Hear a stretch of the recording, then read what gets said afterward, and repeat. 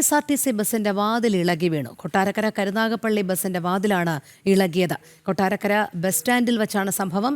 ഇളകി വീണ വാതിലുമായി യാത്ര തുടരാൻ യാത്രക്കാർ അനുവദിച്ചില്ല. വാഹനം പിന്നീട് സർവീസ് അവസാനിപ്പിച്ചു.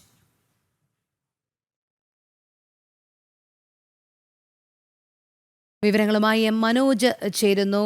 മനോജ്, KSRTC ബസിന്റെ വാതിൽ ഇളകി വീണു. യാത്രക്കാർ വിസമ്മതിച്ചതിനെ തുടർന്നാണ് സർവീസ് നിർത്തിവെച്ചത്. ഇല്ലെങ്കിൽ അപകടകരമായ ഒരു സാഹചര്യത്തിലൂടെ ബസ്സിന് യാത്ര ചെയ്യേണ്ടി വരുമായിരുന്നില്ലേ?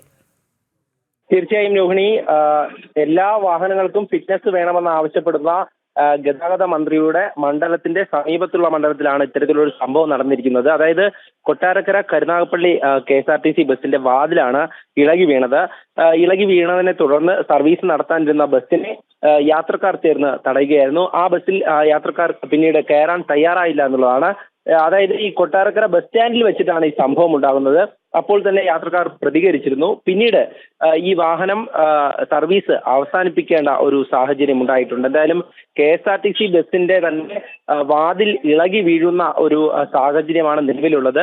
അതിലൊക്കെ തന്നെ വലിയ പ്രതിഷേധമാണ് യാത്രക്കാരും പറയുന്നത്. അതായത് നേരത്തെ ഞാൻ സൂചിപ്പിച്ചിരുന്നു, ഗതാഗത മന്ത്രി അടക്കം എല്ലാ വാഹനങ്ങൾക്കും ഫിറ്റ്നസ് ഉറപ്പാക്കണമെന്ന് ആവശ്യപ്പെടുമ്പോൾ KSRTC ബസ്സുകളുടെ അവസ്ഥ ഇതാണ്. ഈ ഒരു സാഹചര്യം പിന്നീട് യാത്രക്കാർക്കൊക്കെ മറ്റു ബസ്സുകളിലേക്ക് കയറേണ്ടി വന്നു എന്നുള്ളതാണ്.